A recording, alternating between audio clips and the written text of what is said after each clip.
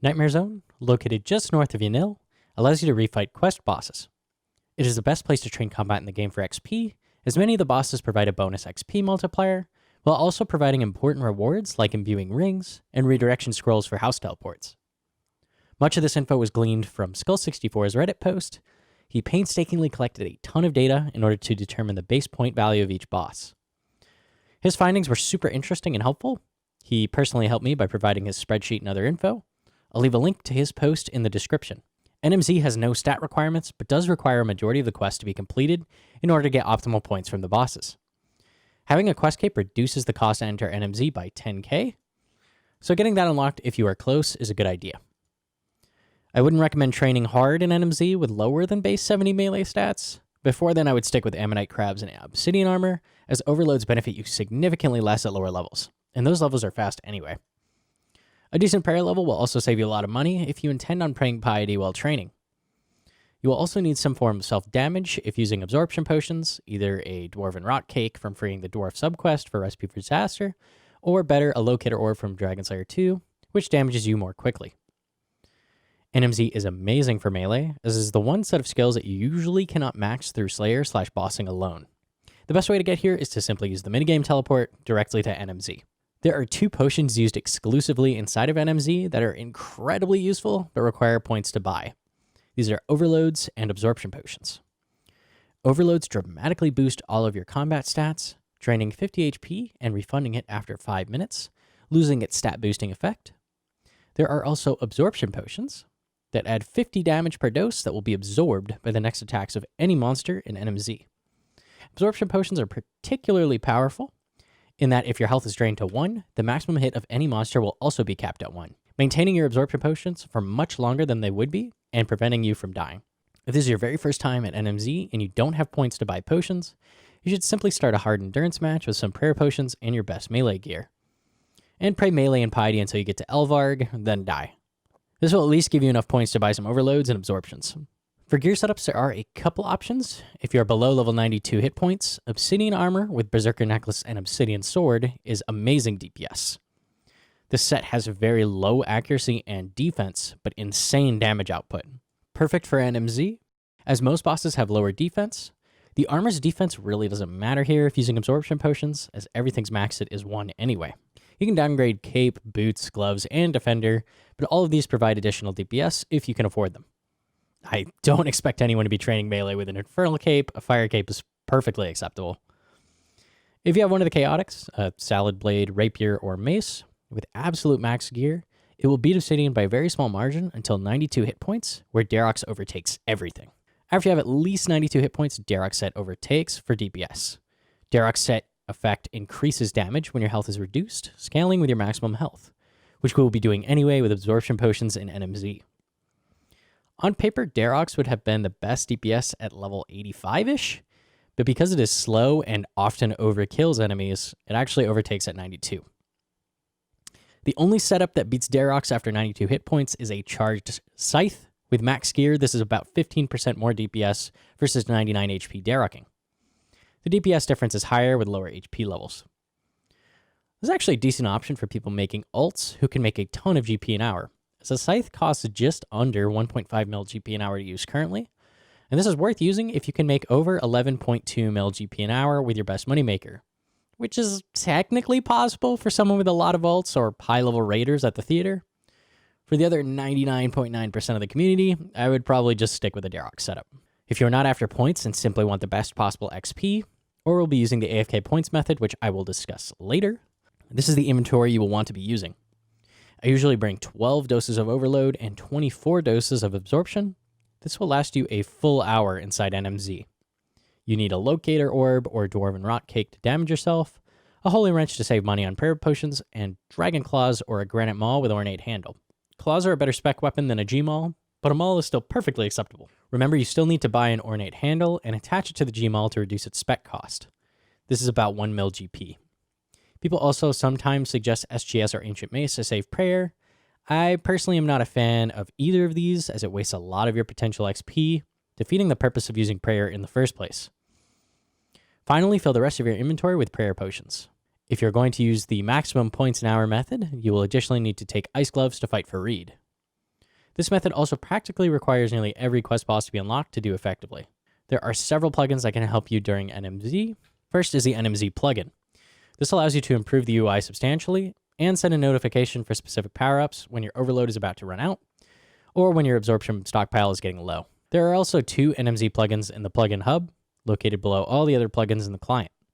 The first is NMZ Utilities, which allows some left-click changes on things like left-click guzzle on rock cakes and health notifications for when your health regains too much.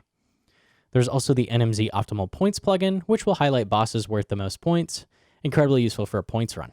You need to fill the coffers with a decent amount of cash in order to start a customizable hard rumble. Each run will cost 26k or 16k with a quest cape. You can retrieve your overloads and absorption potions from these barrels before beginning. To start a run, talk to Dominic Onion and ask to start a customizable hard rumble, then drink the potion he will fill in the area. We choose hard as it increases both the points received per monster and the amount of health they have, while not boosting their defense. This will pull up a list of all bosses you can fight within NMZ, and allow you to disable bosses you do not want. Now, before explaining the different boss loadouts, let's go over how NMZ works in general. When you enter a dream, you will have a 30-second cooldown before bosses begin spawning. This gives you time to drink an overload and reduce your health down to 1 before it begins, as well as drinking some absorption potions. Make sure you don't lower your health too quickly, as your overload is proccing, as this can get you killed and immediately ejected from the dream. After 30 seconds, 4 random bosses from your loadout will spawn into the fight, often multiple of the same boss. After killing a boss, you'll be rewarded some amount of points, and another boss will spawn to replace it. Randomly throughout the encounter, every few minutes, a power-up will spawn. These are the white power-up Ultimate Force, which kills every boss currently spawned in and replaces them. The yellow power-up Power Surge, which will rapidly refill your special attack meter, allowing constant special attacks. The purple power-up Zapper, which will constantly damage any boss nearby. And finally, the red power-up Recurrent Damage, which will cause each attack you deal to leave a second hit splat for the same amount of damage. The only power-up which provides additional XP is Power Surge from your special attacks, and Ultimate Force provides no points or XP for the bosses wiped using it. Low health can be maintained by flicking Rapid Heal before every 60 seconds elapses. This resets the health regeneration timer. I personally used a 50-second interval timer, which you can actually find on YouTube. It just beeps every 50 seconds, reminding you to flick Rapid Heal. I'll leave a link to that in the description. There are several different methods that are useful for different reasons. Most points, most AFK, most XP, or a mixture of all of these. 5 bosses must be enabled at minimum when choosing a boss layout. First is the maximum XP an hour method, which recently changed with the Getting Ahead quest release. For this, you will disable all bosses except for Arrg, Moss Guardian, Headless Beast, this replaced the Kendal, which was the previous best, Count Draynor, and Sand Snake. These all have regular mechanics, no freezes or stuns, and have either the lowest defense or an XP boosting multiplier. You will receive a very low amount of points from each boss, roughly 200k points an hour, but if you have enough points for ring imbues, this is typically the best method if going for XP. You will want to only use the Power Surge power-up when using this method for additional XP. The other power-ups simply lower the boss's health or kill them outright, and will take you out of combat faster. Moving on to the newly discovered method, which is a mixture of both. This is a meta that was discovered very recently thanks to Skull64's data. It was found that activating only Dream Mentor bosses without Desert Treasure bosses actually divides the points you receive from each boss by 6. Leaving both of these off or on avoids the penalty. This means by turning both of these bosses off and a majority of the non-mechanically annoying bosses on, we can get a good middle ground rate for points that still allows you to AFK.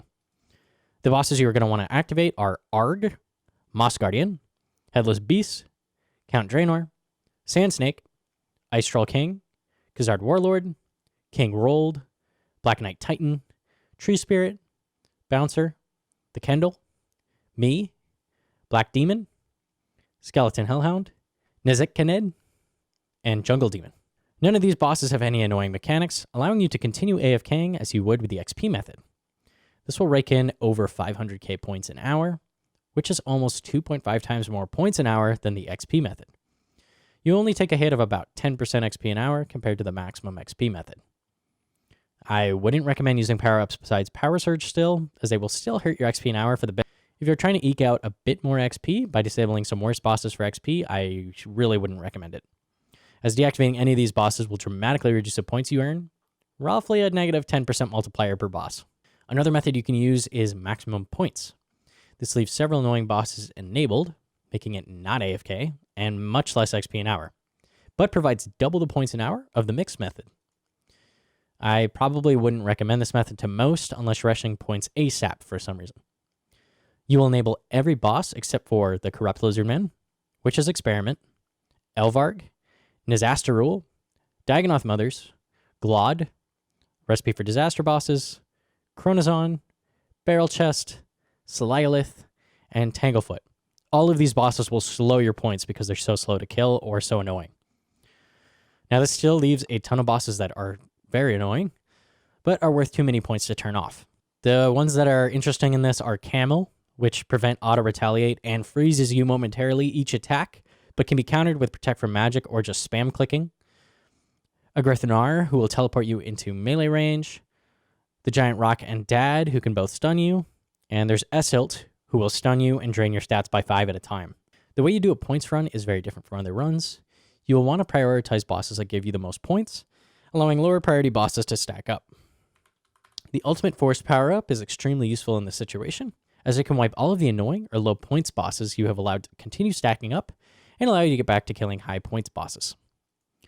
The NMZ Optimal Points utility is incredibly useful here, showing you the best boss to attack for points at any given time.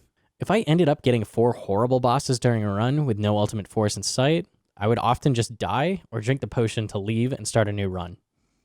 Something like several camels or Farids could get me to leave pretty quickly. Every single power-up is helpful in this situation. Killing bosses faster means more points an hour. Keep in mind the most points you can earn in a run is just over 1 million, and you won't gain any more points past this point, so you'll need to leave and start a new run for more points. You'll have to leave every 30 to 40 minutes usually. The only way you can kill Camel is by either spam clicking him or praying Protect from Magic. Farid will require you to equip Ice Gloves to prevent your weapon from being unequipped. This is very dangerous if your inventory is full, as your weapon will instead go to the ground. Avoid attacking Damus, as his second form will rapidly drain your prayer. Other than that, you usually want to attack everything that the plugin highlights first. The juiciest bosses you can get are either Esilt from Song of the Elves or the Dream Mentor bosses, especially the Inadequacy. This giant guy is worth 80k points. He has the highest point value of any boss. The only other annoying thing is bosses that drain your stats or teleport you. Luckily, overloads recover their stat boost every 15 seconds, so that isn't a huge problem. If you get a boss that teleports you, you usually want to kill them first, even if they're not the most points. Another great method is what I call the Hyper AFK setup. This is the same old method people would use to AFK for a full 6 hours. This was changed, so your character now will stop auto-retaliating after 20 minutes, and will require client interaction to get him going again. But you will never log out until you get 6-hour logged or get killed. This is the most AFK training method in the game, tied with splashing. I take about 5 super strength potions. Super combats are 6 times more expensive, and are from less than 1% more DPS to 2% more DPS depending on the boss you're fighting, up to you which you want to take, as well as a locator orb, then fill the rest of my inventory with absorption potions. We aren't going to be using prayer here because that makes it less AFK. Have Dominic create a normal customizable rumble to reduce damage taken, and select the following bosses: Count Draynor, Sand Snake, King Roald, the Kendal, and me. We need to avoid bosses that use ranged attacks that could pull you out of combat and log you out, or anything that does higher damage. Don't use Deerox here, as you won't be lowering your health nearly as often. Either use max melee and a chaotic, or obsidian armor. The max melee setup is significantly better here for its much higher defense, increasing your trip length with absorptions. When you enter, feel a locator orb down to 1 HP, then drink around 1000 HP in absorption potions, and then drink a super strength. For this method to work, you must stand in the center of NMZ, as if you stand at the corner, you will eventually leave combat and log out. With this method, you can AFK for up to 20 minutes before your character will leave combat, at which point you will want to drink another super strength and fill the orb back down to 1 HP.